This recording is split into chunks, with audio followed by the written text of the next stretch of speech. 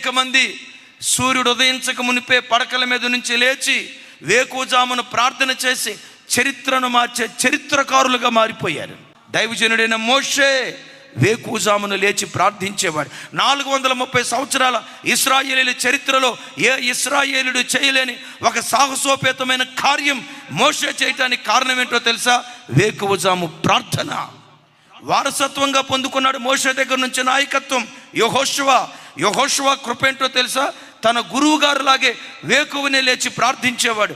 ఎంత కృప పొందుకున్నాడంటే మోషే చేసిన పరిచర్య కంటే రెట్టింపు మహిమ కలిగిన పరిచర్య చేశాడు. మోషే నాయకత్వం కనాను దాకే తీసుకొచ్చింది. యెహోషువ నాయకత్వం కనానులోనికి తీసుకొని వచ్చింది. ఆ వంశ పరంపరలో పుట్టినవాడే దావీదు. వేకువజాం ప్రార్థన అంటంతో దావీదు ఎలా ప్రార్థన చేసేవాడు తెలుసా? తూతూ మంత్రంగా ప్రార్థన చేసేవాడు కాదు.